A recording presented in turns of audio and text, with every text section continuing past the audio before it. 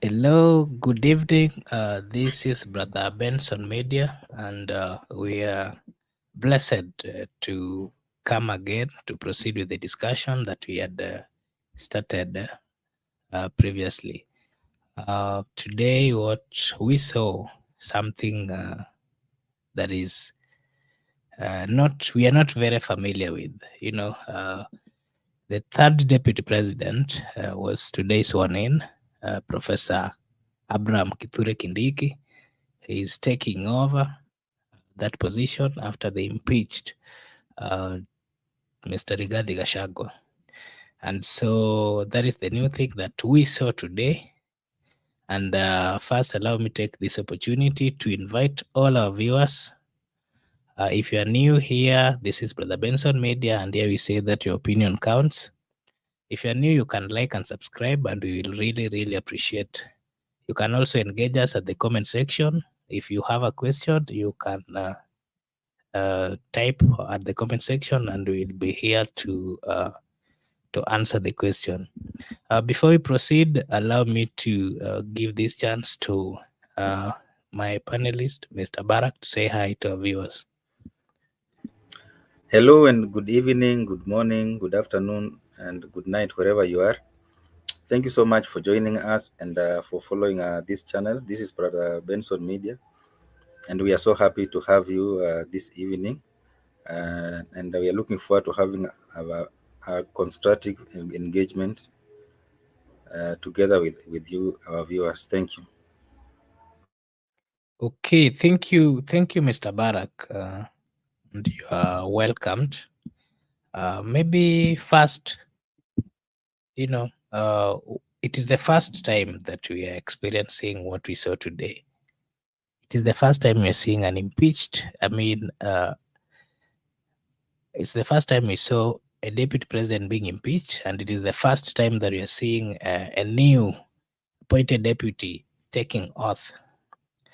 And so, since the promulgation of 2010 Constitution, we've had two presidents, and unfortunately now we have the third deputy president.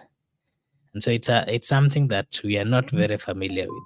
So my question to you is, what would you want to say? What would you say about the difference that you're seeing, that we've gotten to a point where up to now got two presidents, but now we're having the third deputy president? And apart from that, you'll give your take on that. And something else that I would also want you to give us your opinion on is what happened today. The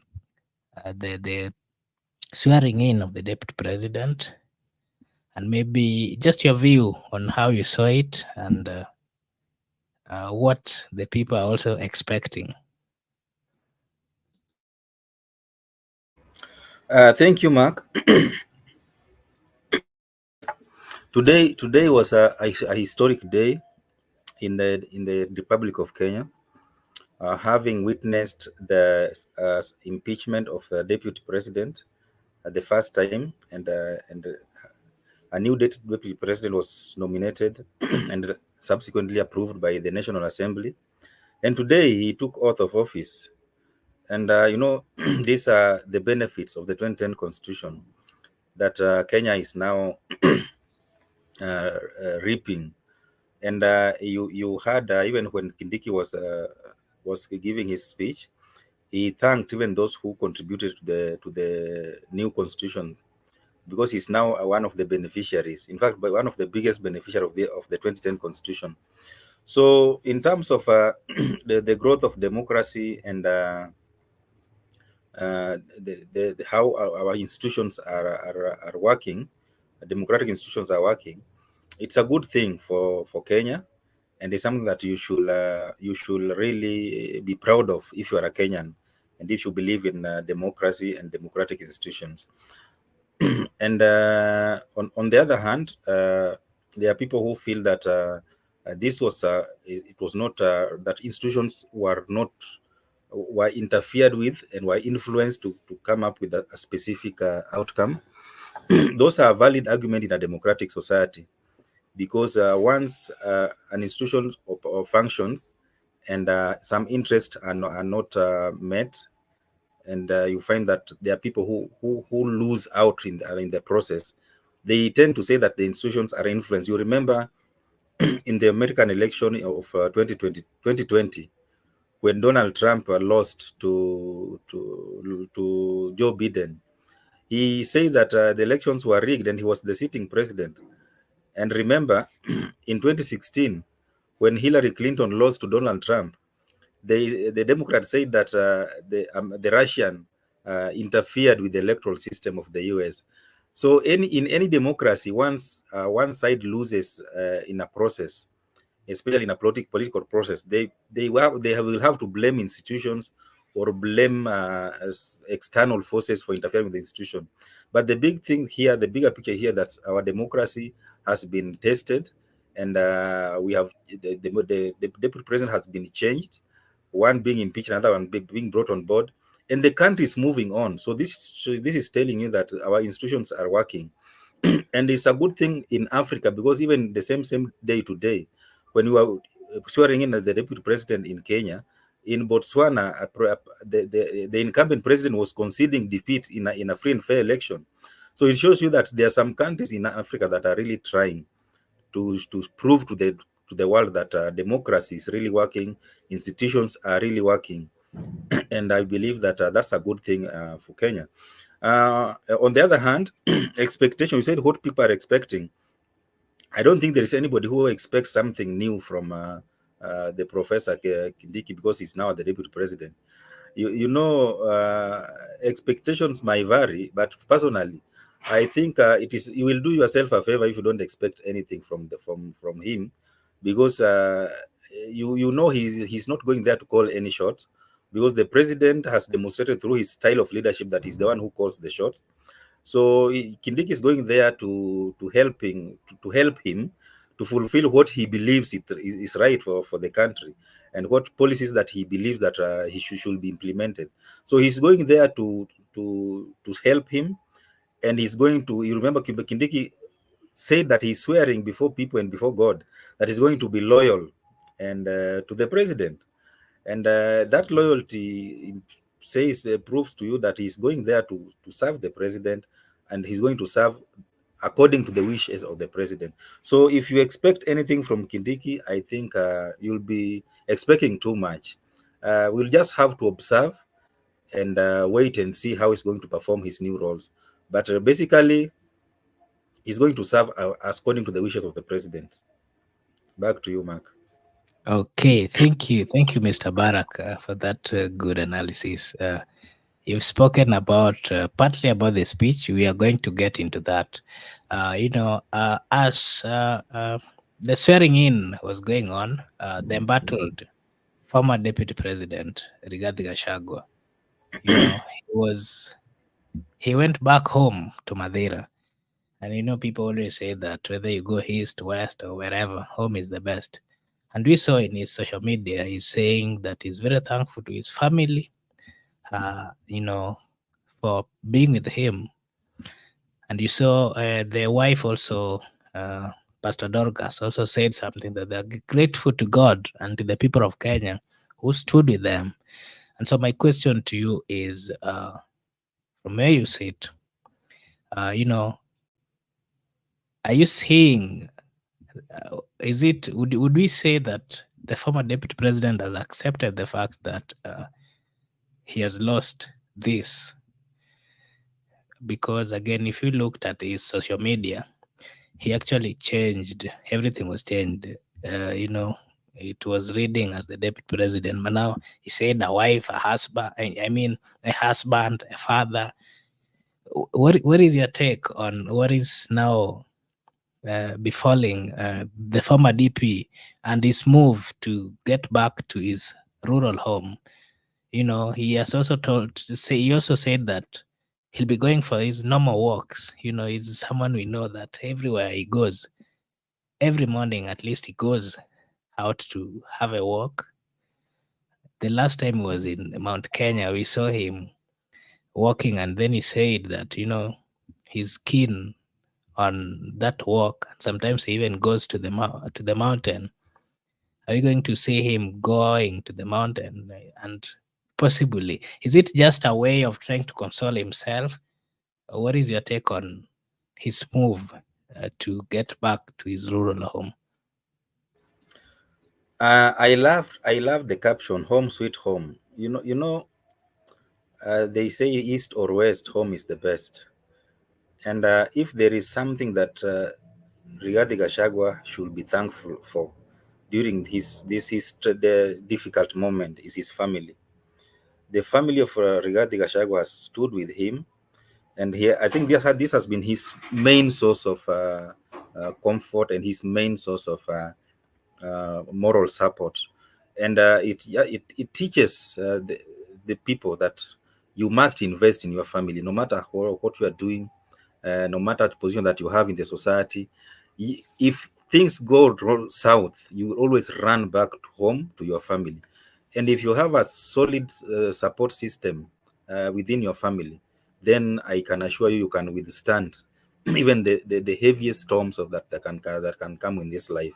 So I think that was his best investment. He invested very well in his family, and his family has been there for him, and they've played a very big role in ensuring that he does not get overwhelmed by the storms that really befell him during the past around 1 month. And if I can meet Gashagwa today, I will just advise him to take a leave and go for a vacation and just have a personal reflection, because of what has befell him is something that is very huge, very impactful. It can even affect his mental health. So if he take a vacation, just take some time off, a few weeks, and reflect on his leadership journey, his political journey, and also assess the friends that he has been having, especially since he fell out with Uhuru in Jubilee, and they went out and joined for UDA. The friends that he accumulated along the way, and how they've played the impact that the role that they've played during this impeachment motion, and how they've impacted his life negatively or positively.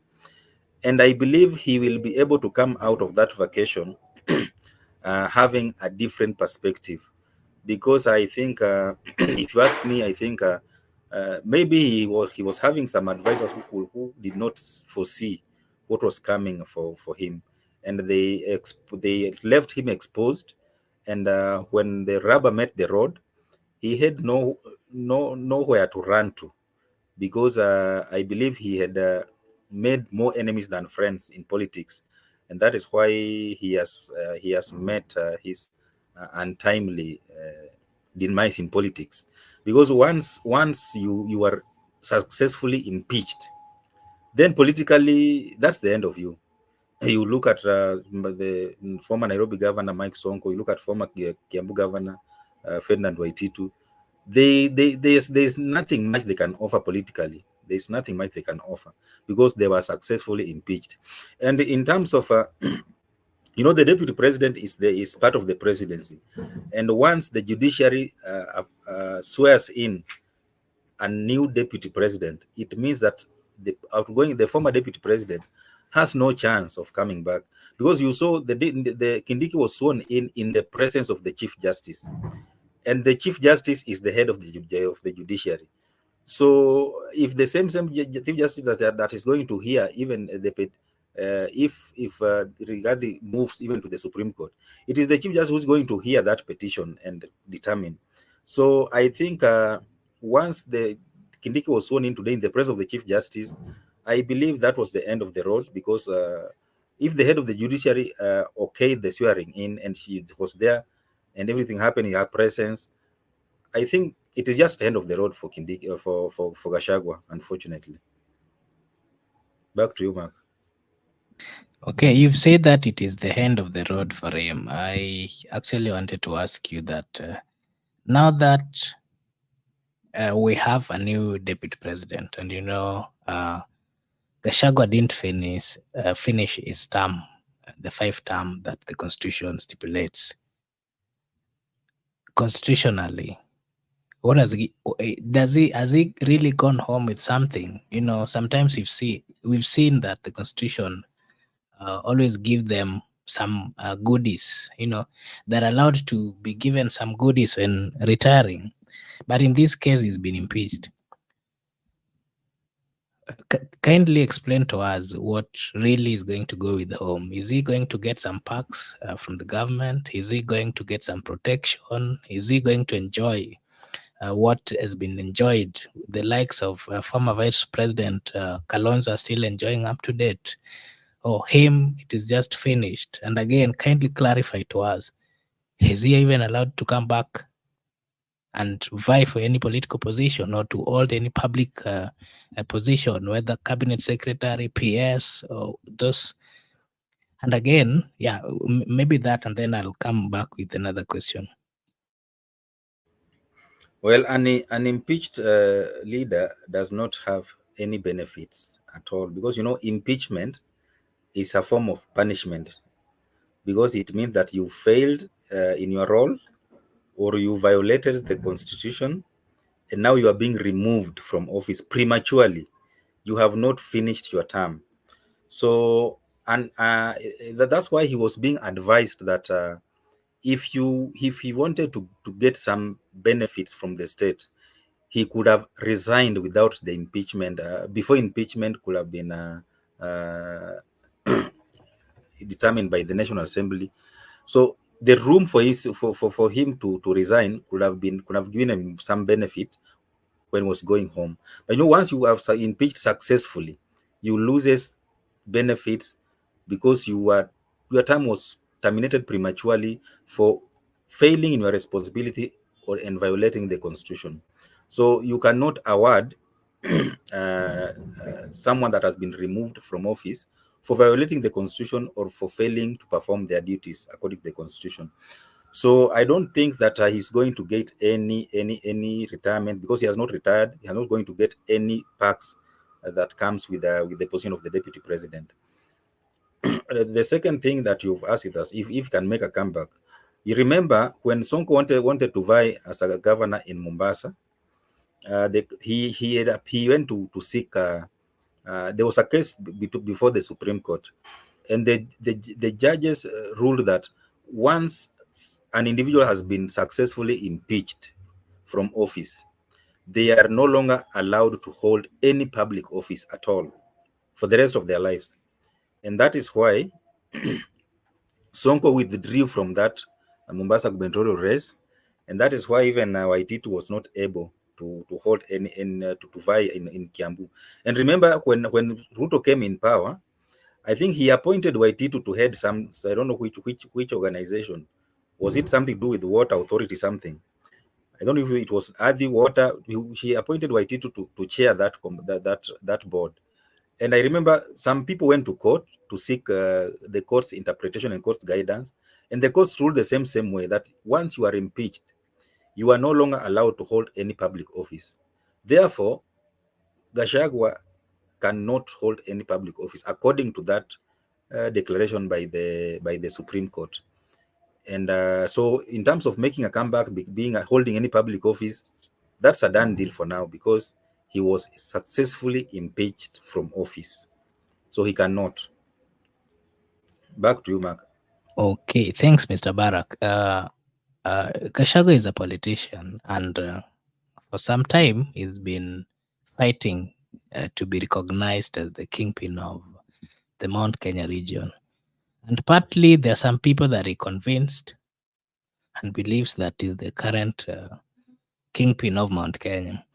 And even today, while we were watching the comments of the people on what they think about the new president, I mean, deputy president, they said that some of them were saying that Kindiki, they accept the fact that they have a new deputy president, but they should know that Kindiki should come after Rigathi Gachagua.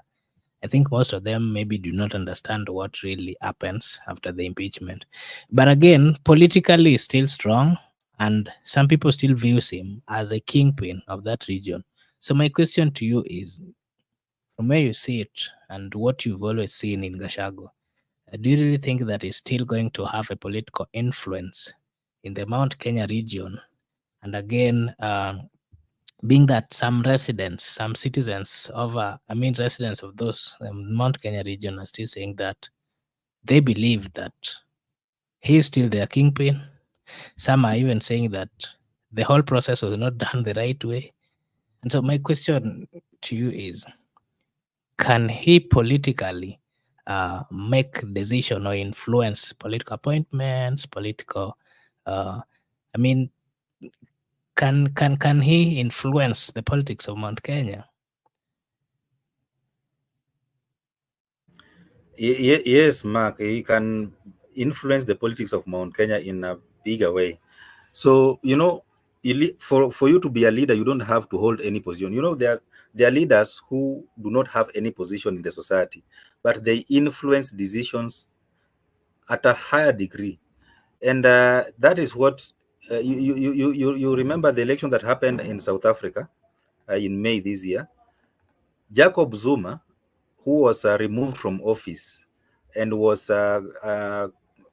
convicted for corrupt activities in South Africa, he he was barred from vying as a member of parliament in South Africa, and he formed a political party, and he used that political party to deny ANC a chance to get the majority of the votes in South Africa to form a government on its own.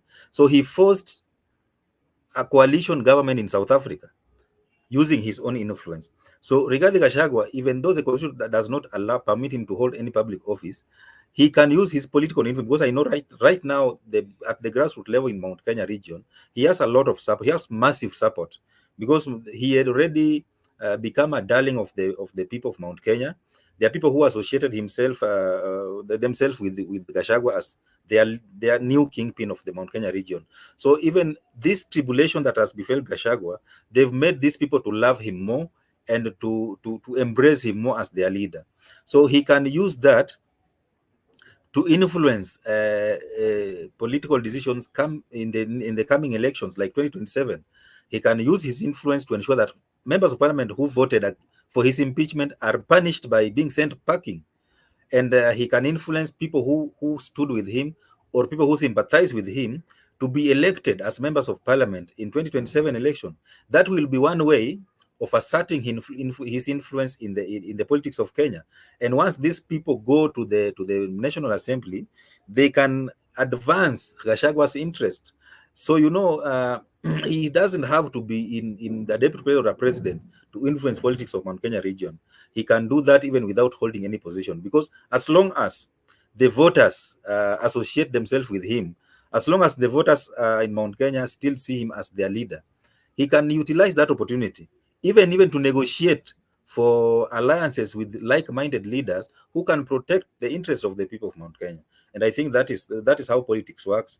You join alliances with like-minded leaders, and you join forces to advance your interest. And once you can do that, you don't even need to have to hold any political seat. Okay, I agree with you, Mr. Barak, but then I have this question again for you. We've seen, while Gashagwa was going through all these tribulations, the former vice president, His Excellency Kalonzo Musyoka, and some Azimio members, they were supporting the deputy president, and they were very close. And some of them have declared that they're going to work together with the embattled, impeached deputy president. And so my question to you is, now that the constitution bars him from holding any position, if, for example, he ensures or he gets into politics, I mean, influences the voting of 2027 until Kalonzo and his team wins, how is he going to benefit? And in that case, again, if him he has his interest, yeah, but if influences, I mean, that election until they win, so does it mean that there's nothing at all that there's no any position at all that he'll be given? He'll just be sitting behind the scenes. And how is he even going to benefit politically? Because that seems to be the question that people are also asking themselves, that if he's fully blocked and then politically he helps someone, of which we are sure from what you're seeing that there is really going to get so many sympathy votes, should he say that he's going to support someone? But how is he going to benefit as an individual? There are so many ways that politicians can benefit from the system that serves their interest. Holding a public position is not the only way that a politician can benefit from the system. Let me give you an example. When the Right Honorable Raila Odinga shook hand with Uhuru Kenyatta, President Uhuru Kenyatta in 2018, I think it was around March, and they vowed that they were going to work together. From 2018 to 2022, Raila was never given any position in government, but he was influencing the government decisions. Even some of his allies got state appointments in government and other parastatals and even state corporation, and his interests were well taken care of. And so you as a person, you might not be appointed in government, but your cronies, people who represent your interest, can be given state jobs so that your interests are also served. Because once you have your supporters in government, it means you are also a beneficiary of the same government. And that's why even you see when during the demonstration, when Raila was approached, I don't know, they had a conversation with Ruto, and he said the Ruto was also involved, and he said he donated his experts to the government. That is how sometimes leaders benefit from the government. You don't have to be there yourself, but you can have your people there to represent your interest. So these people can be people who are going to advance the interest of the people of Mount Kenya region, with the understanding that we are going to give you votes as a region, and once you win, you consider us for state jobs. Then those people who are considered will be advancing the interest of the common people, and that is how he can do that. And remember, Kalonzo Musyoka promised that they are going to support Gachagua by opposing his impeachment. So the fact that he was impeached, it means that his support did not add any value. Remember that he was impeached by around 282, and those who opposed were around 44 in the National Assembly. And in Senate, even though they were voting for each and every issues, like there were 11, so 5 went through. So it means that even in the Senate, senators who are opposing the impeachment, they did not have good numbers. So it means that politically, even though he can join hands with Kalonzo, they cannot marshal number. Kalonzo cannot add him number if he's the one supporting Kalonzo. So it means that if they have an alliance, they will have to come up with someone who can also marshal a good number of votes, and that person, I believe, will be coming from the Mount Kenya region, so that if they can now add their votes with that one of Kalonzo and all this, the likes of Eugene and people who are sympathizing with him, and see if they can really come up with a substantial number of votes that can force Ruto to go to the negotiating table. Because if you don't have numbers in politics, then you cannot force your opponent to go to the table. But if you can amass a good number of votes, then your opponent will be forced to listen to you because of that massive support that you'll be having. And that is why Raila has maintained the relevance in the national politics, because of the numbers he has been able to to Ghana at each and every election since 2013. Back to you, Mark. Okay, thank you, Mr. Barak. Something else that people are also talking about, and if you are following what was happening, I mean the swearing in, while the residents of Mount Kenya were being asked this question, what they feel about what just happened today. Most of them, especially on the Mount Kenya East, I mean West, some of them are still saying that they believe Gachagua is their kingpin. And I think it is right for us to here to say, unless some miracle still happens, politics, anything in politics, anything can happen. So my question to you is, are you seeing a possibility where Gachagua and Kindiki are maybe going to have a conversation to try to cement the difference that they have? Because truth be told, currently we don't expect to see them uh, being together or even coming up with anything that can unite the Mount Kenya region. So my question to you is, with the comments of one Gashagwa, he has confirmed that it is going to be tough for them to get back the relationship that he had with the president. And Kindiki worked with the president, so that means that Gashagwa and the government in power, they're two different things currently. So my question to you is, uh, Kindiki comes from the Mount Kenya East. Then Gachagua comes from the Mount Kenya uh, West. And it is also true that the Westerners are the majority. They have a good number of population. So my question to you is, are we going to see a divided Mount Kenya? And again, while you'll be answering that, can you tell us if you are seeing any possibility of Gachagua and Kindiki coming together to try unite the people of Mount Kenya? And how is that going to influence or dictate what is going to happen in 2027? Well, the people, the people who who are I saw talking about the recognizing Gachagua like their kingpin. This issue is still fresh in the minds of the people, and sometimes when people are still emotive, they're still healing. They are still they are yet to move on from the reality. So it will take time for them to comprehend and the new realities of the political changes, and for them to start now seeing Kindiki as their deputy president.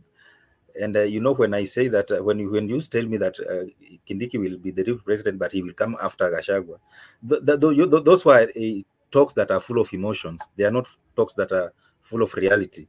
So in their hearts, they still hold on very dearly to Rigathi Gachagua, which is okay, because that is someone that they elected together with the president, and they believe that if you listen to Gashagua's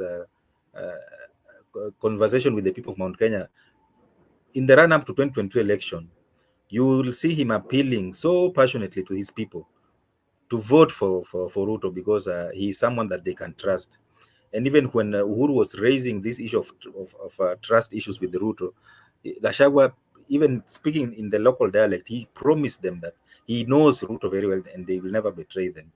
So, they are now seeing that that is not true, because they are feeling that this Ruto has already betrayed them.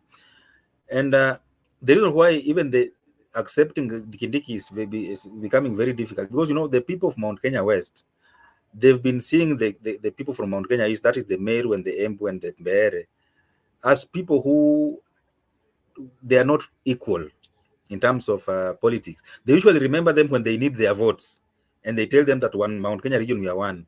But when it comes now to deciding who is the leader of Mount Kenya is, they are supposed to support them, and they are not supposed to produce any leader. And that they've played with their votes, I think, since independence. And even when Kenyatta was the president, Kibaki was the president, Uhuru was the president, they usually needed just to add numbers to the basket of the Mount Kenya region. But in terms of producing someone substantial, to lead. And remember, even that was the discussion when Ruto wanted to appoint his, to nominate his running mate, because by all means, by all measures, Kindiki was ahead of Rigathi Gachagua, even by even opinion polls. But because of the numbers, because the people of Mount Kenya, well, they have numbers, and Ruto needed these numbers to win the presidency. He had to bypass Kindiki and stick with Gachagua, because he didn't want to do any mistake that can cost him the presidency. And that is why he went for Gachagua, even though he's now proving to us that in his mind, he never believed that Gachagua should be his deputy. But because of the numbers, if you're going for an election, you need numbers to win. And he needed those numbers so desperately to win an election. So after getting those numbers, he got stuck with the Rigathi Gachagua. And the people did not understand that. And I think that is why you could see the Nyeri governor. He was the one who started seeing these red flags early enough, and he was speaking with a lot of bitterness. And I believe we judged him so wrongly because he was speaking with a lot of bitterness. I think he had foreseen this, and when an opportunity presented itself, now Ruto has dropped his deputy, Rigathi Gachagua, and he has now went to the one that he needed or he wanted in 2022. But the people have not accepted that reality. It will take time for them to accept that the new deputy president now is now Rigathi, Professor Kindiki. So once they heal, it will depend with how they will now relate with the government, because Kindiki is serving Ruto's government, and the Ruto's government has betrayed Gachagua and, in quotes, his people. So how will they relate? Will they forgive that act? Because sometimes some political sins are unforgivable. Some can be forgiven, but some cannot be forgiven. So how will that impact 2027 election? If, because I don't see Kindiki, even though Kenya politics anything can happen, but I don't see Kindiki and Rigathi coming together, because Kindiki has taken what belonged to Rigathi Gachagua. And the Rigathi Gachagua that we know is not someone who forgives easily. So it is very difficult, but time in politics can change anything. But personally, I don't see them coming to say that they are uniting Mount Kenya, because Kindiki does not have influence in Mount Kenya West. And since he comes from Mount Kenya East, the minority, his Mount Kenya East supports him. But what about Mount Kenya West? They see him as someone who is a betrayer, because he has betrayed one of their own. So will these people really forgive Kindiki for that? I don't think so, because he's now coming up carrying that baggage of betrayal that Ruto has now placed upon his shoulders. And this baggage is going to be very heavy on his shoulders, because apart from Mount Kenya East, I don't see Kindiki influencing anywhere further from Mount Kenya East. Back to you, Mark. Okay. Thank you, Mr. Barak. Something else that you've also spoken about, that is it right for us to say that Ruto used Rigathi to ascend to power? Because what we are seeing is, if you listen to the comments of the member of parliament of Githunguri, at one point she said that Ruto wanted Rigathi, but the members of parliament, when they were asked, they wanted Kindiki. And so some of them were saying that the reason why Ruto went for Rigathi is because Rigathi was moneyed. He was moneyed, and again, Ruto needed someone who is very aggressive politically. And from the explanation, they were saying that that is the reason why Ruto picked Rigathi. But again, deep down, from what they're saying, that Ruto, he wanted to work with Kindiki, yes, but Kindiki did not have all the qualities that would help him ascend to power easily. So my question to you is, can you say that Ruto used Rigathi to ascend to power, and then after getting to power, they started looking for ways to impeach him? Well, I think they used each other to get to power, because Ruto won election, and Gachagua became his deputy. So Kindiki is not charismatic. He's a good leader. He's an academician, a professor. But Kenyan politics, where the way we are socialized in our politics, we don't appreciate leaders like Kindiki, because they don't pull crowds, they don't excite crowds, they don't sway the crowds. Because in our politics, you use vulgar language. You must be able to throw some insults here and there for the crowd to be excited. You have to use manner of call people names that are not even when you go back to your family and you start watching what you are saying in a public rally. I believe sometimes you can even feel ashamed of yourself. So those are the issues that characterize our politics, especially during general elections. And looking at Gachagua and Kindiki, Ruto needed someone like Gachagua who could say anything, anywhere. He can call people names. He can excite crowds, and he will not feel anything. But Kindiki, being a gentleman that he is, he could not take that role that Gachagua took. So yes, Ruto used Gachagua for that specific purpose, and he got into power in 2022. And now, once you are used to win an election, after winning election, you get stuck with that person. It has happened before, because you remember even in 2002, Kibaki used Raila to get elected to the presidency. And once they won the presidency, he got stuck with Raila. So they started coming up with ways that they could now get rid of this person. Because once you become a baggage to the presidency, they must come up with a way of getting rid of you. And that is what the struggle that Ruto was having since he became the president. Because you could see there was no chemistry between the two, and there was a lot of struggles. And this came out very evident when, after the demonstration of the Gen Z, when Ruto addressed the nation in Nairobi, and few minutes later, Gachagua addressed the same nation in Mombasa. That was clear that these guys are not reading from the same script. And since then, if you are someone who understands the governance, you will know that something was not right at State House, and the presidency was reading from different script, and something had to be done to ensure that order is restored at the presidency. Ruto is not like Uhuru. Uhuru tolerated that for 5 years, and Ruto sorted that out as soon as he could. And that is why you see that leaders, they lead differently. There are others who are so accommodative, others so conservative, others are so radical, and they can take radical measures that even though people who voted for them are left wondering, is this the same person that we voted for? Because idiosyncratic level of leaders differ. The how Ruto led is leading is different with how Uhuru led. So that is what I can say on that. That Ruto really used Gachagua because Gachagua was the most suitable candidate to handle that task of ensuring that he win the 2022 election. And after winning that election, he had to come up with a strategy to get rid of Gachagua. And it has succeeded. It has worked in his favor.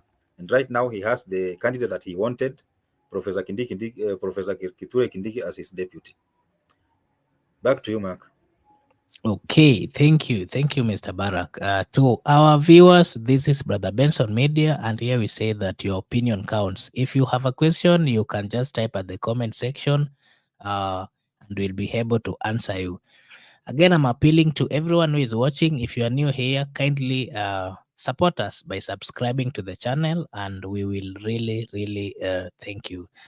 Yes, Mr. Barak, something else that is we are seeing befalling close allies of the deputy president is, the likes of Ndindi Nyoro, the likes of the senator of Kiambu, the women rep of Muranga, among others. This member of parliament who stood by Rigathi Gachagua, there's a rumor that is circulating, that the likes of Ndindi, they're being accused of disloyalty.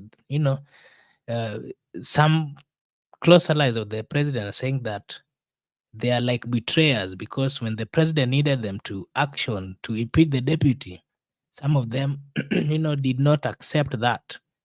And so the rumor going out is that, the likes of Didi, there's pressure. The president is being given pressure, and the likes of Didi, they might lose the lucrative, the lucrative committee post that they are currently holding. My question to you is, you know, somebody like Ndindi. Ndindi is still a young politician in the Mount Kenya region, and truth be told, he's gone in so many parts of the country, and he's liked both in the Mount Kenya region and also in other parts of the country. You know, most of times we've seen them with like-minded, some young politicians, the likes of Babu Owino, the likes of Caleb Amisi, uh, you know, we've seen them with the women rep of, the member of parliament of Githunguri, you know, and they have followers. So my question to you is it really the rumor that is going out from your thinking? Are you seeing it going to materialize? I mean, are they going to be thrown away from this position? I mean, these lucrative positions in the parliamentary committees. And if suppose they are thrown out, who are the people who are going to be given? They're going to give it to the ODM because they helped in the impeachment. Could the ODM team be the ones who are giving the pressure that they be removed, Mr. Barak? Well, purge and in the committees and removing members of parliament from committee, it has proved to be an exercise in futility. If you remember, when Ruto fell out with Uhuru in Jubilee, and Uhuru replaced all Ruto allies from Jubilee committees or parliamentary leadership. Remember, Duale was removed as the majority leader, and Amos Kimunya was given. Kithure Kindiki was removed as the deputy speaker, and Professor Margaret Kamar was given. Kipchumba Murkomen was removed as the Senate leader, majority leader, and this guy from Kacheliba, Samuel Fogisi was given. So it worked against Jubilee, because when election time came in 2022, all these people that were given leadership position, they lost elections. So I think if you learn from history, sometimes it can help you to make better decisions going forward. Uhuru tried that, and you remember how Uhuru was humiliated in the 2022 election. Even his own MCA, he was not a was a member of a different party. It means that people didn't want to hear anything from him. So if Ruto wants to follow that route, that because now you have gotten rid of Gachagua, which was the main mission, now you want to follow his follower of his people who are sympathizing with him and removing them from committee membership, I don't know, committee leadership. I think if he does that, someone like Ndindi Nyoro or even these leaders are coming from Mount Kenya region, that is going to make them even more stronger. And I think that now Rigathi Gachagua has been impeached. If I were Ndindi Nyoro, I will now start massaging Ruto's ego. I will just say to hell with with this chairmanship of a budget committee, and he will now start. I should now start consolidating Mount Kenya region, because they were like he was like antagonizing the deputy president. There were like two people who have same ambition, presidential ambition in 2032. Now that he's now left there on his own, he can now take advantage of that and start now consolidating Mount Kenya region. Well, they still have time to unite as a region, and by the time election comes, he will have a substantial command over the voters of Mount Kenya region, and they will vote in his favor. And remember, in come 2027, even Anne Waiguru is going to retire from being a governor of Kirinyaga, because she's serving a second term, and she's going to have ambitions to become a national leader, or to join national politics. So if Ndindi Nyoro can be advised to start early as now, because now if you're coming from Mount Kenya and you're working with Ruto, you are now an enemy of the people. So Why should you waste your time and must working with someone that is not wanted on the ground? And you, being a young leader like Ndindi Nyoro, he has time to build his political stature using this crisis. He should not let this crisis go to waste. That's according to Winston Churchill. And remember that if people from other region, they can be replaced because you know, politics, Kenyan politics is local, and the different regions are influenced differently. So if you look at, for example, Githunguri, member of parliament, Gathoni wa Mushomba, how she's behaving and how her people love her so much, and you try to replicate that maybe in Western Kenya, you'll be shocked because people will rebel against you.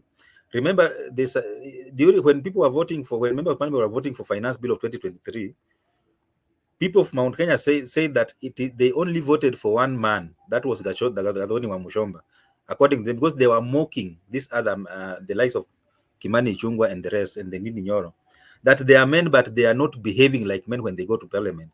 And since Gathoni Mushomba gathered enough courage to oppose that bill, being a UDA member, they believe that this is now the iron lady that we need in our politics. And I think that gave her a lot of mileage, and that also she capitalized on that, and right now she's riding on that wave, and she's becoming more popular in Mount Kenya region. So if Ndindi Nyoro does not take this opportunity and utilize it very well, she might she might be seen like someone who is not well, very clear with what he wants in politics. And you know, some decision you can make in politics, they can cost your political career. So I think if they want to remove him, I believe they can remove him, because you know, UDA is behaving like Jubilee was behaving during between 2018 and 2017 and 2022. So if UDA is also behaving the same way, it means they are going to become so unpopular in the Mount Kenya region, and anybody who is associating themselves with Jubilee UDA, they're going to pay with their seats in 2027. And one casualty that I see is Kimani Ichung'wah, because any decision that he's making is going against his people. And I think maybe he's preparing himself to be nominated by in 2027 election. Back to you, Mark. Okay.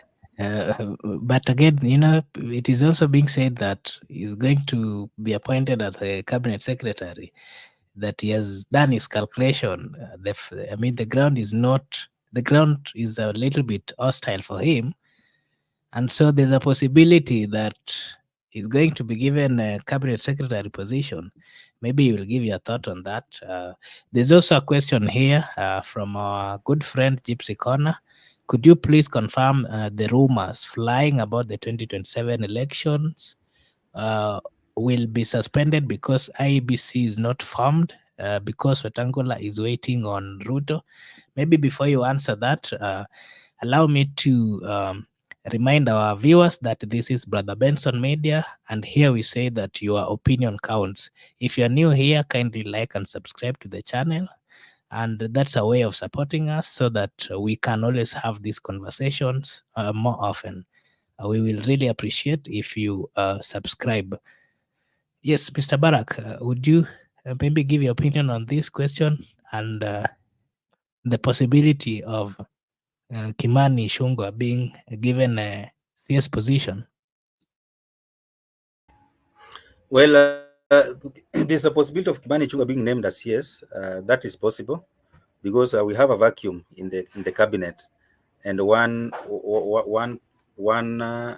person that have been mentioned is, one of them is Kimani Ichung'wah, and also I heard Junet also was mentioned. But since that position was Kenya Kwanza position, I believe the Kimani Ichung'wah can be given so that he can run away from the humiliation that is awaiting for him in 2027. And in terms of the question about rumors in 2027 election being suspended, what I can tell you is, one, you know, in Kenya there are so many things that we've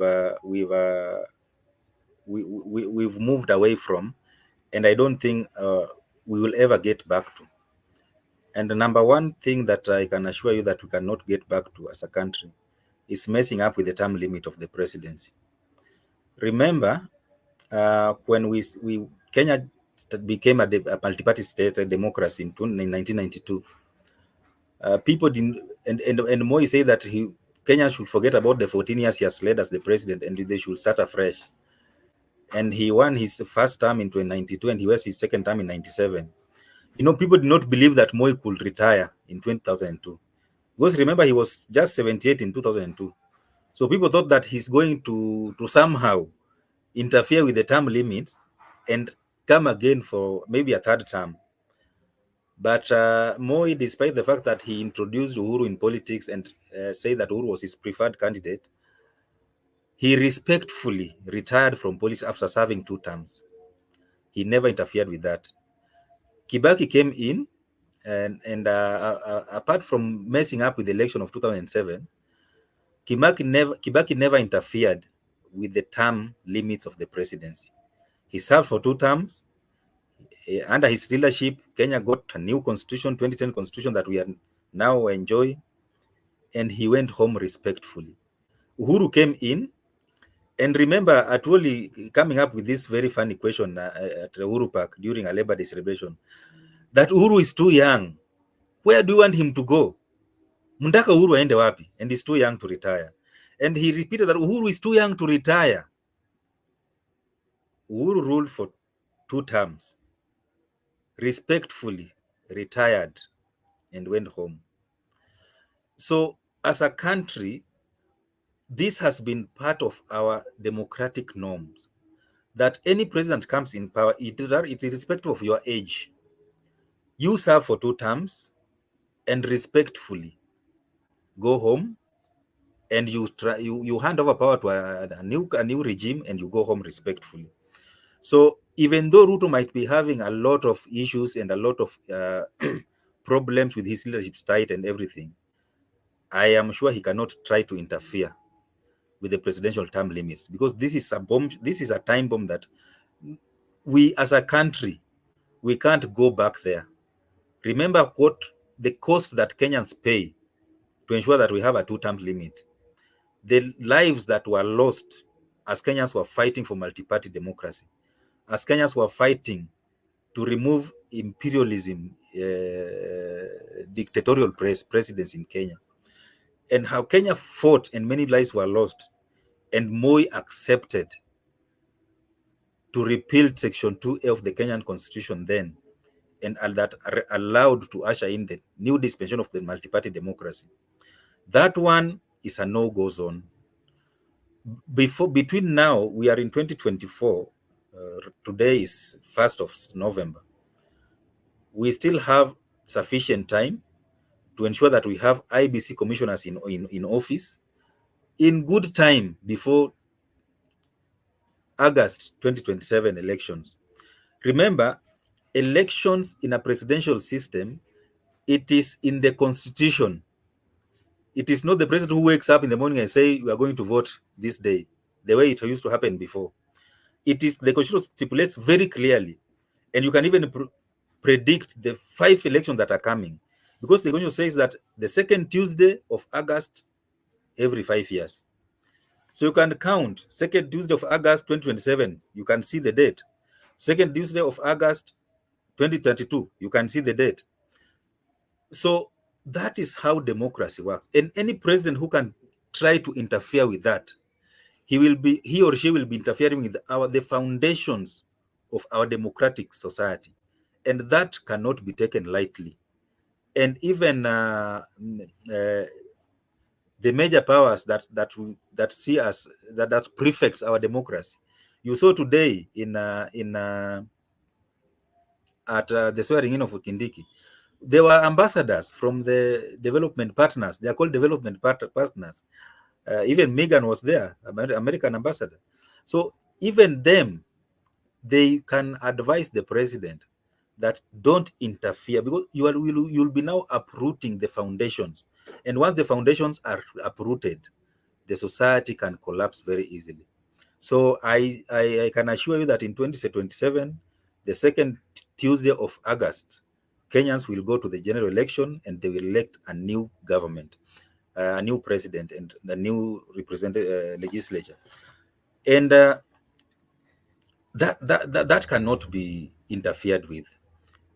Whether the people who are going to be vying like it or not, we must have an election 2027. That is my Oh, take. okay, thank you, Mr. Barak, for clarifying that. Gypsy Corner, I hope your question has been answered. Allow me to take this opportunity to welcome Esther Mwaniki. Thank you so much for engaging and commenting. Esther is saying, "Oh yes, I've learned home and family comes first. Thanks, Dorcas and the precious sons." Thank you so much for commenting and engaging us. If you have any question, kindly just type at the comment section and we will give you an answer, or we'll try to give what we think. If you are new here, this is Brother Benson Media. We implore you to kindly subscribe, because if you do, it is a way of supporting us and we will really, really appreciate. Mr. Barak, something else that I wanted us to talk about is what happened today. You know, we have a new deputy president, and you know, it was the first time that we had him give a speech as the deputy president. While speaking, in his speech, he took more of his time thanking the president, and his family. you know, According to the thinking of the people of Kenya, we expected as people, as citizens, that he would thank the people of Kenya. But again, some people are trying to give an analysis that he is thankful to the president because he was not elected by the people, that he was just appointed, you know, by the president. But, again, people are having this thinking that, if it were not the people, if it were not the citizens, he would not have gotten the position of the deputy president. If it were not the Gen Zs who fueled everything, he would not have gotten to that position. It is also being said that the issue of impeachment started long time ago, but the government did not have reasons to impeach the deputy. So after the demonstration by the young people, at least they found some legal ways to to find the DP, the former deputy president. He was being accused of funding and the rest, you know. And the Gen Zs came with some power, and they said that they wanted everyone in that government to go home, and that somehow destabilized everything. And through that, the deputy was also accused of having gotten involved in that. And those are among the things that took him home. So, what is your take on the speech of the deputy president, thanking the president and promising to be loyal to the president? Was that really what democracy speaks about? He should be loyal to the people of Kenya or to the president. Uh, what is your take on the comments of the learned friend, Professor Abraham Kithure Kindiki, the new deputy president of the Republic of Kenya? Well, we have to be clear that the deputy president in any election is nominated by the president. Before he comes to election, they're going to say that that presidential candidate will nominate his deputy that will run alongside the candidate. We call them running mates. So if you are not nominated by the president, you cannot be a deputy president. So that is in order for him to thank the president, especially that he came in without an election, that we know, general election. It is courtesy of the president that he's now the deputy president. That's a fact. So he is indebted to the president. In fact, this is going to make him more loyal to the president, because if he remembers how he has become the deputy president, it's like a miracle to him. And because they've not campaigned, they've not done anything. It's just one is impeached and you are nominated to the National Assembly, and your name is approved and you are sworn in. So he has got this seat in an easy way, that he is so indebted to the person who has given him the seat, that is the president. And in terms of working close with the president, I hope that is going to be of good use to the president by trying to highlight, the reason why I did not agree with most of the Gashagua's way of doing things. If you don't agree with the president, you don't have to come to quarrel with the president in the public, because that is why you have cabinet meetings. And remember, the and the president, these are people who are just a phone call away from each other. So if he can try to advise the president on the issues that are affecting the common mananchi, which I don't think if he can do that, that is going to help the public so much. Even though he does not he did not tell us that he's going to be loyal to the people of Kenya, because he has been given the job by the president. Let him be loyal to the president, but in being loyal to the president, let him tell the president that Kenyans are having 1,000,001 challenges. Health system is not working. This new thing that they are calling SHA is not working. Kenyans are suffering in hospital. Let him remind the president that lecturers are on strike in the Republic of Kenya. Students in the all public universities are not learning because the lecturers are on strike. He should remind the president that this unemployment is a crisis in Kenya. Kenyans want to relocate to Gulf countries to look for manual work, because Kenya is life is unbearable. The cost of living is beyond reach to millions of Kenyans. He should remind the president that even though he is loyal to him, the ground is hostile because Kenyans cannot afford even 1 meal in a day. Kenyans are suffering. So these are the issues that he should raise to the president in their cabinet meetings. I know he comes from a good family because all of them are professors, but in his village, I know people are suffering. People are going to bed without food, and he should go to this village and even listen to the plights of his people, and go and share the same with the president. So he can be loyal to the president by helping the president to solve these issues that are affecting the people of Kenya.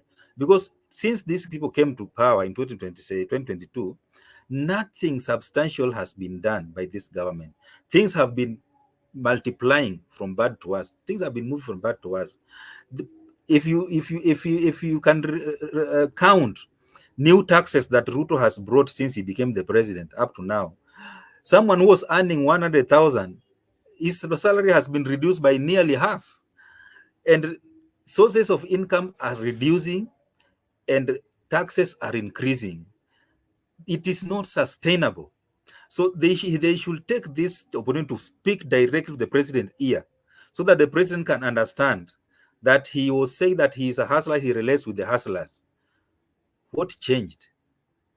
I believe Kindiki said that he comes from a very humble background, a tiny village in Tarakaniti County. In fact, that should be a more reason for him to work hard to change the lives of the people of Kenya. Because they told us that dynasties don't understand the problems of the hustlers on the ground. But it's ironical because the policies that they are implementing right now are making the lives of hustlers to be even more difficult than what the dynasties implemented when they were in power. So I believe, in my opinion, that if he can do that in terms of what he calls loyalty to the president, he will have helped the people of Kenya. But if it's loyalty of saying yes sir, yes sir, yes sir, then we have a long way to go as a country. Back to you, Mark. Okay, thank you, Mr. Barak. We are talking about one Professor Abraham Kithure Kindiki, the current deputy president of the Republic of Kenya. Someone might ask, who is Professor Kindiki? Professor Kindiki, especially with the relationship that he has with the president, uh, academically, is a learned uh, gentleman. He's a lawyer, senior counsel, for that matter.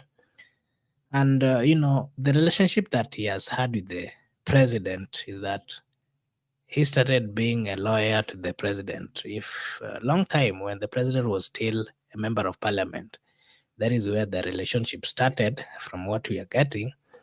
and that they have been friends for quite some time. If you remember the time the president had some cases at The Hague, it is Professor Kindiki was the lead, one of the lead lawyers, and uh, he spoke.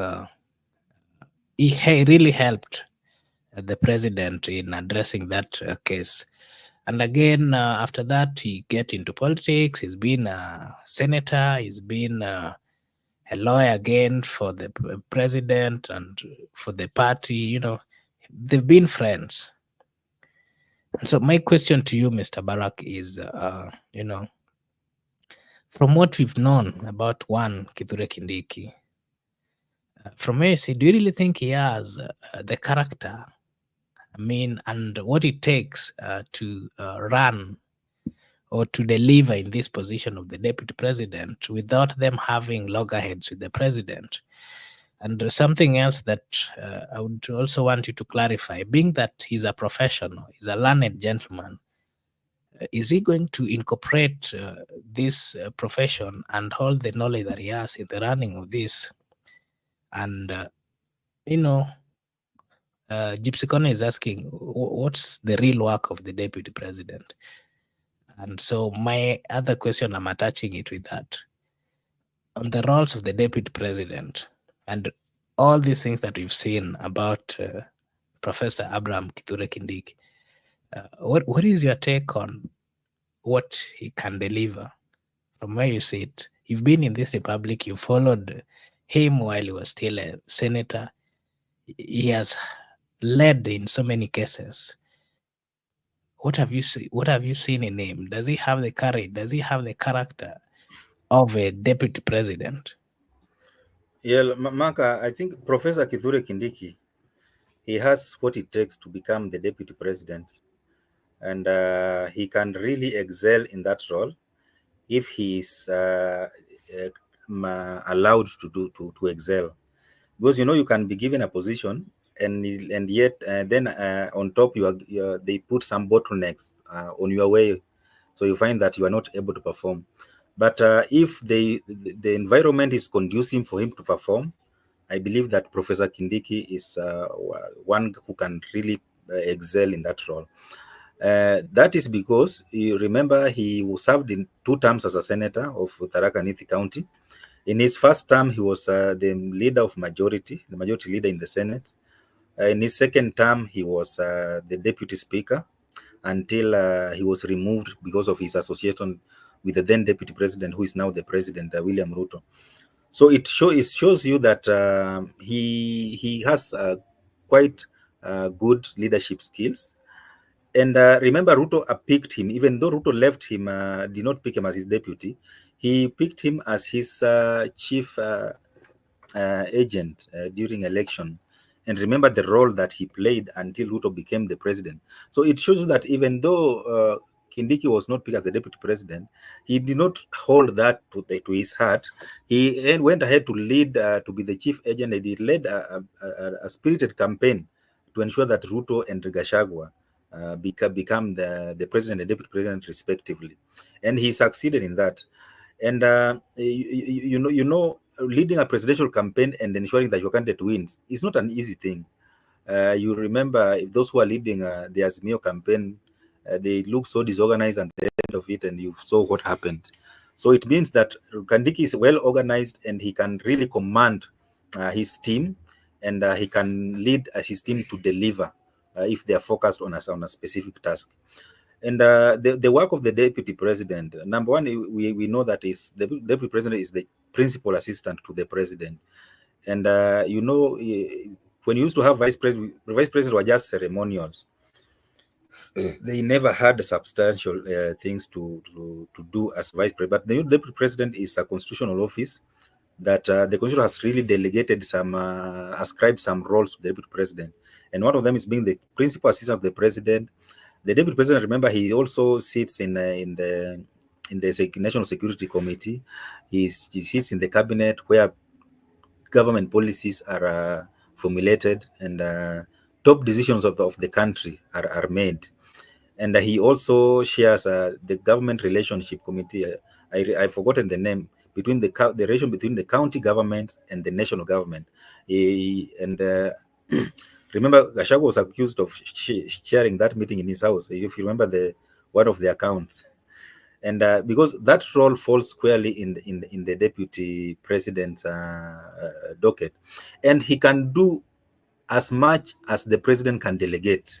Remember, it also depends with whether the president will delegate roles to him or not. Because if sometimes the president, if when they feel they're not comfortable with their deputies, they try to take away roles from the deputy president and give some ministers, cabinet secretaries, which I believe, I hope Ruto will not do that to Kindiki. For the first time, I hope we will see the presidency working as one, because this is Kindiki's is Ruto's choice. There is no election, there is no coercion, there's nothing that has pushed him. So being his choice, then they should not they should not we should not see any excuse that so and so is doing on the opposite, because he has chosen Kindiki and he has ensured that he removes Gachagua and Kindiki is now sworn in. Can we now see them delivering? Because he made us believe, or he made an excuse that maybe Gachagua was a stumbling block to him from performing his duties. And now that Gachagua is out of the way, can we now see a working presidency? Remember, Ruto said today that he has become a lonely voice in the executive, especially in the presidency, because he's the only one who is talking about what his government is doing. Now that they are two and they seem to be loyal to each other, can we now see them working? So the deputy president can do so many things that are assigned to him by the president.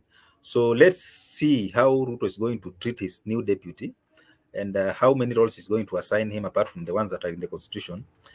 But even those that are in the constitution, they are mostly based on the mercies of the president, whether he will allow him to undertake those roles, or he will try to maneuver around. And even this role of the prime cabinet secretary has also watered down the role of the deputy president, because some things that are being handled in the office of the prime cabinet secretary, those were also roles that were meant to be carried out by the office of the deputy president. So this is also something that we are going to watch very keenly. Remember, there was some kind of tension between the office of the deputy president and the office of the prime cabinet secretary. So I hope that they are going to bring some kind of balance, so that we don't see that tension going forward, because we know that the deputy president is the second in command in the country. So I hope that the working relation between the three is going to be to be in harmonious, so that the country can now see the benefit of a united presidency. Okay, thank you, Mr. Barak. You've spoken about the speech of the president. And, when we listened to the speech of the president, first he showered his deputy, the new deputy, with very nice words, his academics, being a professional, being a learned person, the friendship that they've had, the roles that he has played, while at the Senate, while he was practicing as a lawyer, all the roles that he has played, the president was very particular, and he said that he believes that his decision of appointing professor was the best, and he gave us so many stories. How he was lonely, and what really came to my mind when I heard the president saying he was lonely. I asked myself this question, that uh, if suppose the president had some disagreement between him and the deputy, we would still, there's no day, according to the statement of the impeached deputy, that he missed the cabinet meetings. So I'm wondering how the president was lonely. Could it be that he was lonely in making the decision? Because from my understanding, I know that in the cabinet meetings, that is where they make all the decisions and they rubber stamp everything. And again, if if maybe he's not going to be lonely with the professor, something else that also came to my mind is Professor is he has been a cabinet secretary of interior. And that means that they're among the people, him and the former deputy, who are being briefed about the security details and everything in the country. So I failed to understand how the president was lonely and in the same cabinet and the same meetings. Professor was also there. So that is food for thought. So, Mr. Barak, what is your take on the speech of the president? You know, especially on the role of the deputy and the whole role that he's going to play and what we should expect from him now.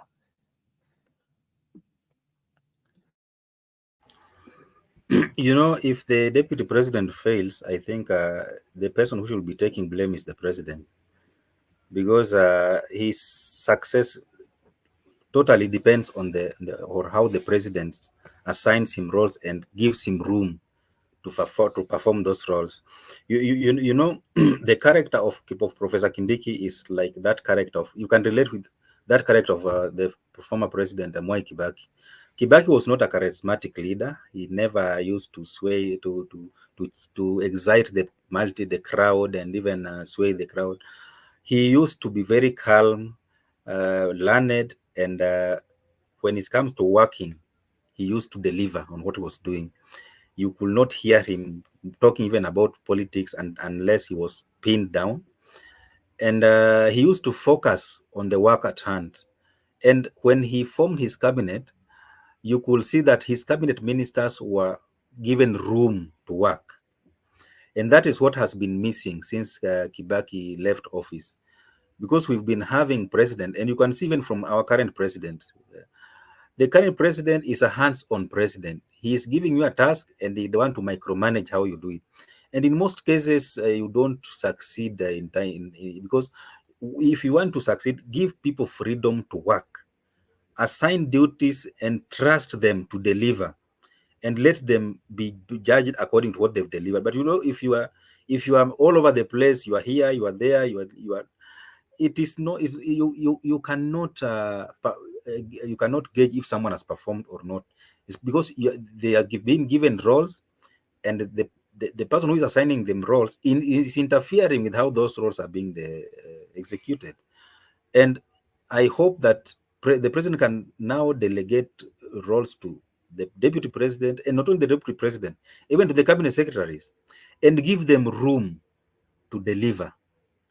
Because if you don't give them room, even if you have the best cabinet in the world, if you don't give them room to deliver, if you don't give them room to work, there is no way they can because even they're afraid to bring their best out, because they don't know how the boss is going to take it. And you remember during Kibaki's time, there's one minister, John Michuki, stood out, and the people praised him. He was one of the best. Remember, there's one minister who served for a very short time and he died. He was called Karisa Maitha from Kisauni.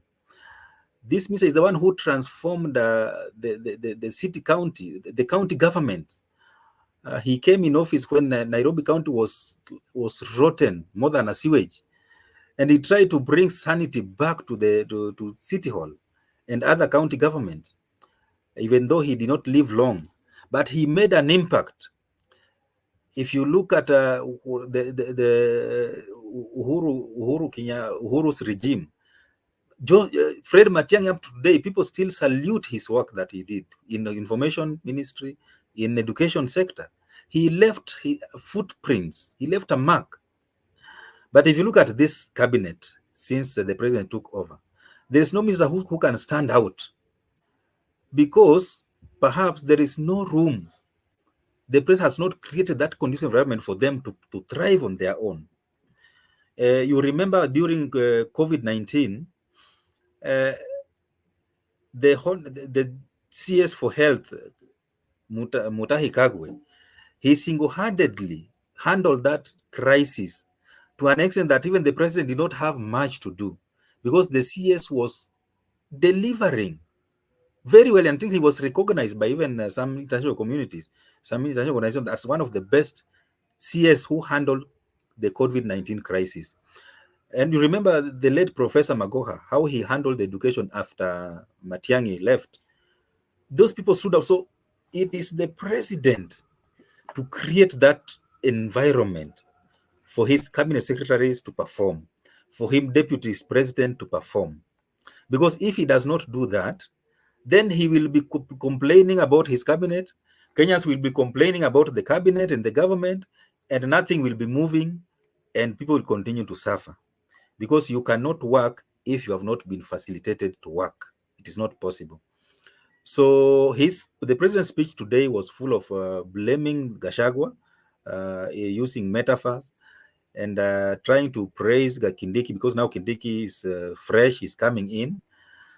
But time will tell, because I know Kindiki character is different from Gachagua, because Gachagua is so confrontational, and Kindiki is so calm and everything.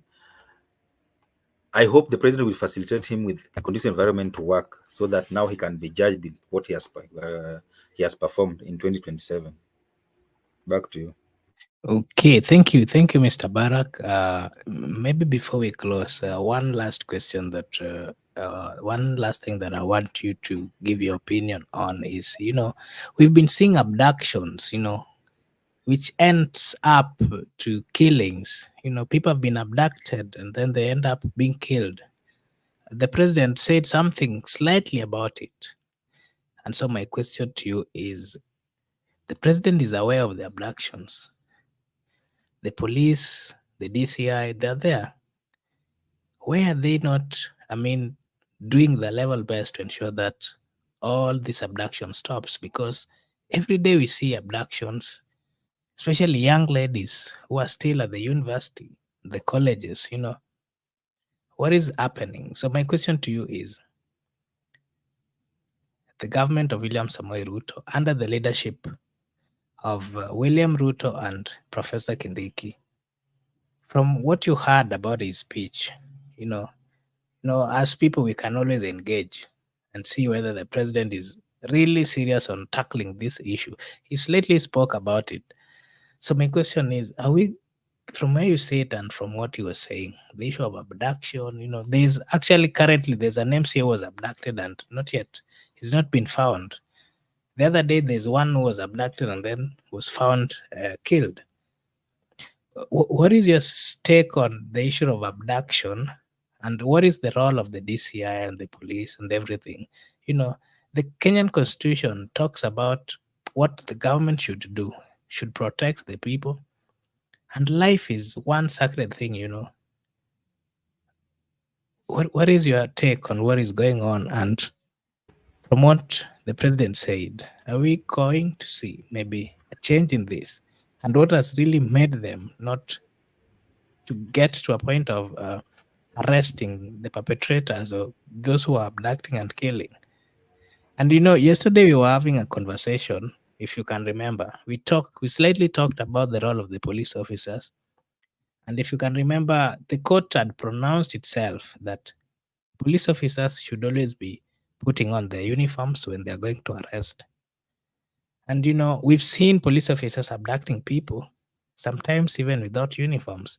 And I think that even the criminals have also taken up this, and they are now trying to also get into the environment and abduct people. And even, you cannot differentiate whether this is a police officer or this is a gang. Just give us your thought on that before we close.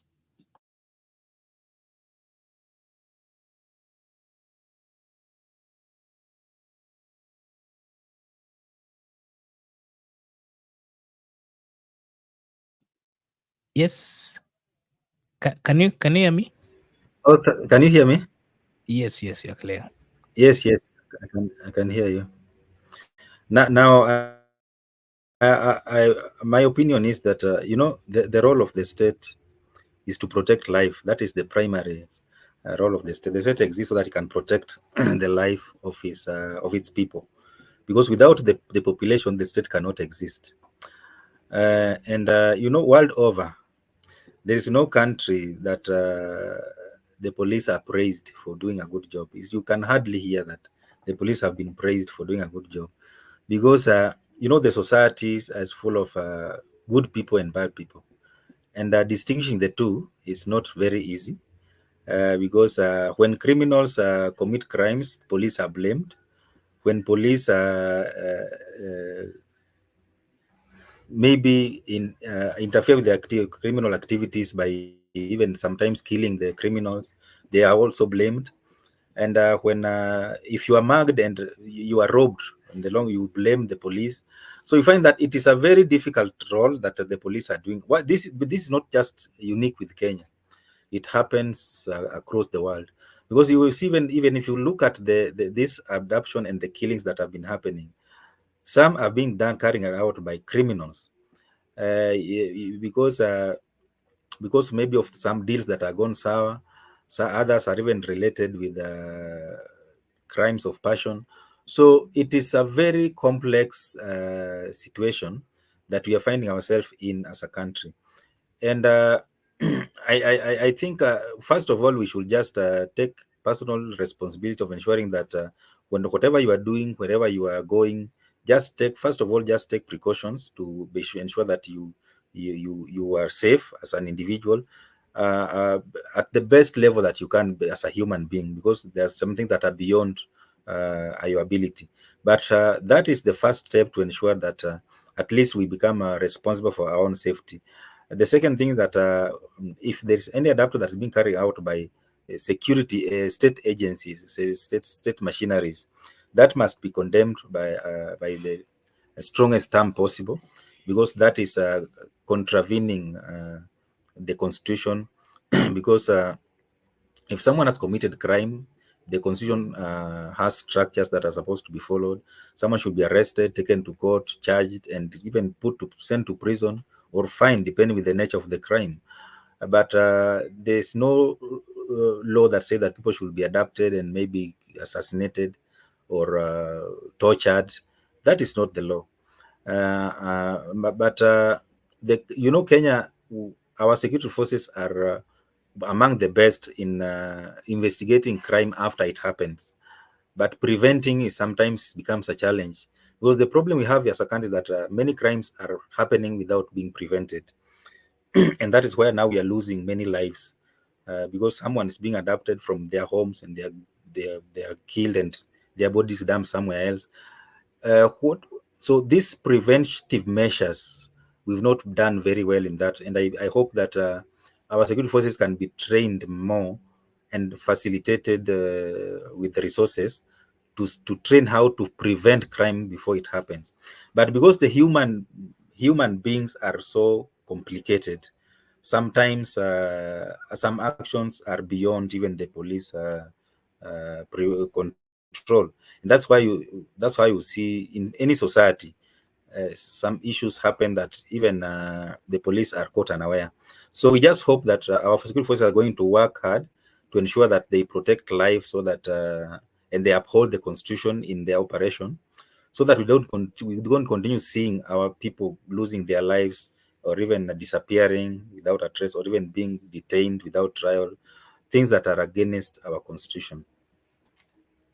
Back to you, Mark. Okay, thank you. Just one thing, and then I'll give you a chance to say something. Is the issue of police officers? We are still seeing police officers when they're going to arrest, or abduct. We still see them covering, their heads. They cover themselves to an extent that you cannot even really say that you cannot see someone who is coming to arrest you. And several times the court has said that police officers, whenever they're going to arrest, they should be putting on the right uniform so that it becomes easy for people to identify and to say that truly this is a police officer. It is being said that because of this negligence on their part and because of this behavior, you know, that criminals are also taking advantage. They are going to arrest people and to abduct people, covering their heads. And so it is tough for people to know whether they are police officers or criminals. Why is it so tough for the police officers to follow this rule of just doing what is right so that we prevent, I mean, criminals going to abduct people? Sometimes most of time actually they do it in broad daylight. You cannot know whether this is a police officer or this is a criminal. That's my last question to you, Mr. Barak. Well, I think within the police force, within the police service, there are several special units that serve different purposes. So sometimes these units are created by those who are in power to serve specific interest, and that is why you see when the president became the president, he when he took over, he declared that, I don't know who is it, flying squad that was disbanded, but immediately it was again recruited. So you find that this for for police is a tool of the elite to ensure that they continue to dominate the society. So we can blame the police for life, but just understand that police is a tool of the elite, and the elite, majority of them are those who are in power. They use the police as a tool to maintain dominance in the society.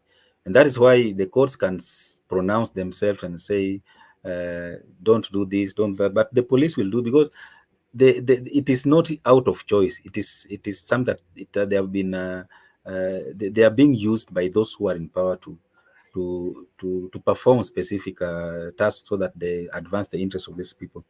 That's why in any society you find that if the elite have an issue, the police will always act very fast, as opposed to when the common man is facing challenges. Even you can even be told that the vehicle has no fuel, and so you have to buy fuel to fuel the police vehicle first before your issue can be sorted out. But if it's the elite, they can even come with 10 vehicles just to rescue one elite. So these are dynamics that affect the society, and sometimes it is beyond the control of the police, because the powers that are there at that specific time uh, try to micromanage them and try to control them. And even these special forces, every regime creates their own special forces to advance their interest. It happens with the previous regimes, and it's happening even in this regime, even with all the promises that Ruto made. It is still happening. So it is a norm that should not be tolerated in the society. But unfortunately, we don't have the mechanism, because even if the courts are now helpless, because if the courts gives a ruling and that ruling is not being followed by people who are directed, are affected by that ruling, we just lament and hope that one day maybe those who are in power, because we might be blaming the police, but the problem is not the police. The problem is the people who are using the police as a tool, of a tool of oppression, a tool of dominance, to ensure that they maintain their dominance in the society. Okay, okay. Thank you, Mr. Barak. It was nice being with you over here to have these discussions which are affecting the people of Kenya. Maybe before I give you a chance to give your last remarks, allow me to take this opportunity to thank all our subscribers and our viewers. We really, really appreciate and we thank you so much. For those of you who have been commenting or engaging us at the comment section, we don't take it for granted. We are very, very much grateful. We thank you because, without you, we can't go. We can't do it. We appreciate. We thank you so much. Kindly invite your friends, family members so that we can grow as a channel. You can also be part of the family of Brother Benson Media. Mr. Barak, maybe your last remarks before we close. What would you want to tell the people of Kenya? Thank you, Mark. I want to appreciate our viewers for being with us, and for keeping us company for this conversation, this session tonight. And I hope that we'll see them again tomorrow. This is We are always welcome. We usually appreciate your company, and keeping us engaged. And what I just want to tell us is that it is a new dawn in Kenya, as where we start a new journey with the new deputy president. And let us keep pushing for this government to honor their pre-election pledges. I believe there are more than 1,001.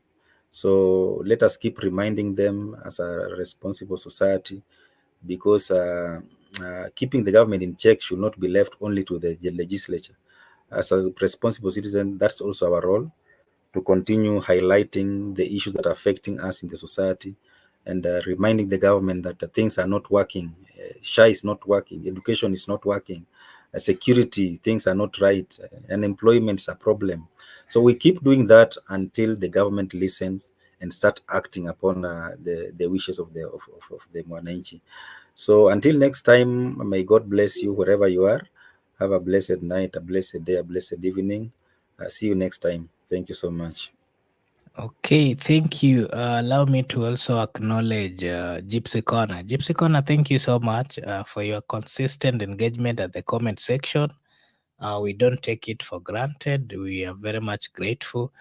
I'm also taking this opportunity to thank Esther Mwaniki. Thank you so much for coming and giving, engaging us at the comment section. Brenda Obedi, thank you so much. And everyone at the viewing side, we appreciate. Thank you so much for being with us. And we hope and we pray that we will always continue with this conversation, because the main aim here is we want a better country. If maybe you are interested in having the conversation, you can always reach us at the comment section and we'll reach out to you. If you have anything you want to share, you can also, we have the email address of the YouTube channel. You can always engage us. I'm taking this opportunity now to wish you a blessed night, a blessed morning, a blessed afternoon, a blessed evening. Thank you so much, and may God bless you. Thank you, and bye bye.